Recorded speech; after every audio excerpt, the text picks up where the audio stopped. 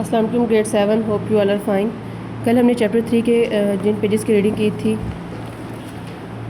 26 और 27, आज हमारे पेजेस हैं 28 और 29 और इस पेज पे हमारा टॉपिक है द नेचर ऑफ सेटलमेंट्स। ठीक है, आज हम इस पेज की रीडिंग करेंगे। इसके ऊपर सबसे पहले आपको एक डायग्राम नज़र आएगी, इसको देखेंगे, जिसमें है फर्स्ट वर्ड है conurbation, then city, town, village, hamlet, isolated, dwelling, rural और अर्बन। ठीक है, इसमें हम देखें तो कन्वर्बेशन का जो वर्ड है, इसको हम वर्ड एक्सप्लेनेशन में आपको एक्सप्लेन कर चुकी हूँ, मैं दोबारा आपको बता देती हूँ। कन्वर्बेशन जो वर्ड है, इसका मतलब होता है कि बहुत से जगहों को, बहुत से इलाकों को मिला के जो एक इलाका या शहर बना दिया जाए, ठीक है, वो कन्वर्बेशन कहलाता है। इसके बाद यहाँ पर हमें एक लफ्ज़ नज़र आएगा इसके बाद यहाँ पर हमें एक वर्ड नज़र आएगा सिटी, शहर, टाउन, कस्बा, विलेज, हैमलेट, विलेज गाँव, और हैमलेट जो है ये बहुत छोटी बस्ती या गांव से भी यानी कि छोटी आबादी, और आइसोलेटेड मतलब होता है जो अलग थलग बने होते हैं। आइसोलेटेड यहाँ पे जो आइसोलेटेड देखा होगा आपने, ये देखें बिल्कुल अलग साइड पर अलग थलग होते हैं। और ड्वेलिंग में जो है मतलब वो जगह जहाँ पर लोग रहते हैं, घर बनाते हैं। यहाँ पर उन्होंने अर्बन को किया, इसमें कस्बे और शहर आ जाते हैं, मेनली बिल्ट अपॉन। और रूरल जो होता है यहाँ पर मोस्टली कंट्री साइड होती है, देहाती ज़िंदगी यहाँ पर होती है। इसमें geographic classified settlements according to geographer जो है वो यहाँ पर 4 टाइप्स में इसको क्लासीफाई कर रहे हैं। सबसे पहले इसको हम यहाँ से स्टार्ट करते हैं, पॉपुलेशन साइज़।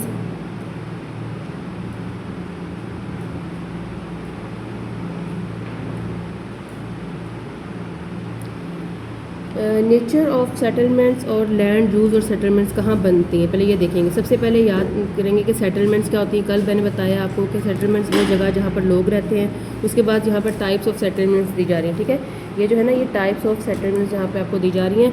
जियोग्राफर सेटलमेंट्स को डिफरेंट तरह से डिवाइड करते हैं। फर्स्ट है पॉपुलेशन साइज़, जो आपके सामने नज़र आ रही है, यानी इसका मतलब कितने लोग रहते हैं।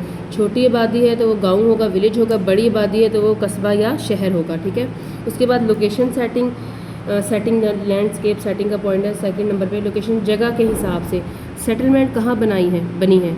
माउंटेन्स पहाड़ों पर, प्लेन्स मैदान, ठीक है, प्लेन्स एरिया जो होते हैं, कोस्टल एरिया समुद्र के पास, या डेजर्ट सहरा में, इन जगहों पर देखी जाएगी।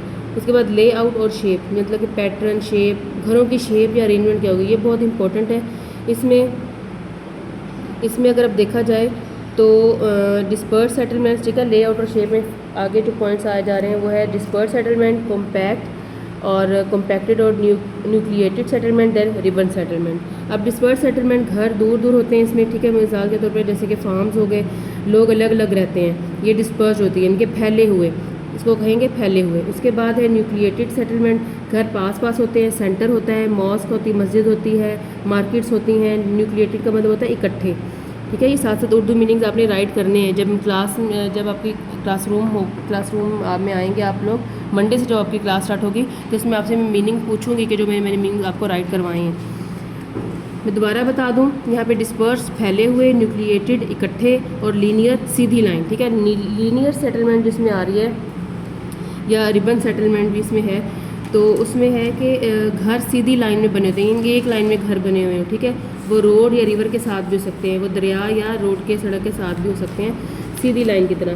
4 टाइप्स ऑफ सेटलमेंट में आती है। जनरल टाइप्स आ जाती हैं, उसमें है कि रूरल सेटलमेंट्स गाँव वगैरह, और अर्बन शहर में। शहर में क्या होता है, ज़्यादा फैसिलिटीज़ होती हैं, ज़्यादा आबादी होती है। What influences settlements, next page पर जब हम देखते हैं तो what influences settlements and uses where settlements are located. तो यहाँ पर इसमें देखा जाए तो आप बात करते हैं कि लोग कहाँ सेटलमेंट बनाते हैं, मतलब ऐसी कौन सी जगह होती है लोग जहाँ पर रहना पसंद करते हैं या अपनी रिहाइश बनाते हैं। सबसे पहले यहाँ पे जो मेन पॉइंट आएगा वो होगा वाटर, पानी का, कि लोग दरिया या झील के पास रहते हैं। पानी पीने और फार्मिंग के लिए ज़रूरी है, क्योंकि जहाँ पर उन्हें अपने जानवरों के लिए या अपने लिए पानी की सहूलत फराहम होगी या मुहैया होगी, वहाँ पर वो रहना प्रेफर करेंगे।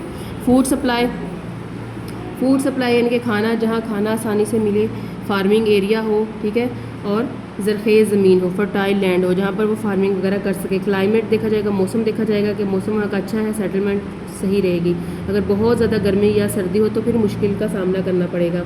टोपोग्राफी का है यहाँ पे जो दिखाया जा रहा है आपको पहले, कि ज़मीन की शेप, ठीक है। इसमें हमने सबसे पहले क्लाइमेट, फूड सप्लाई, वाटर को मैंने एक्सप्लेन कर दिया। उसके बाद टोपोग्राफी जो है, टोपोग्राफी का मतलब होता है ज़मीन की शेप क्या है, ठीक है। फ्लैट लैंड बेस्ट होती है, हमने इससे पहले भी डिस्कस किया कि जो फ्लैट लैंड होती है वो घर बनाने के लिए बेहतरीन होती है, फार्मिंग के लिए बेहतरीन होती है, ठीक है। उसके बाद बिल्डिंग्स और फार्मिंग इजी होता है, उन पर बनाना आसान होता है। डिफेंस जो है, यहाँ पे डिफेंस ये है हिफाजत के लिए, टोपोग्राफी ज़मीन की शेप, डिफेंस हिफाजत, लोग सेफ जगह चाहते हैं कि उनकी सेफ्टी हो, वहाँ पर पहाड़ या ऊंची जगह प्रोटेक्शन देती है।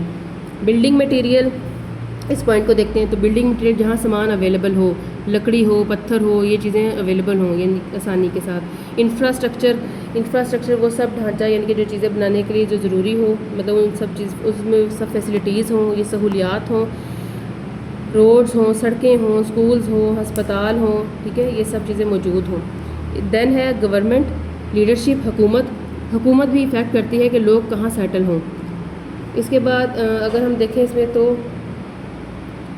आपसे पूछा जा रहा है वेयर वुड यू बिल्ड, आप कहाँ घर बनाना पसंद करेंगे या रहना पसंद करेंगे, ठीक है। ये आपको जो एक ये दिखाई जा रही है पिक्चर, इसमें आपको ए पॉइंट दिखाया गया, ठीक है, बिल्कुल जंगल के दरमियान।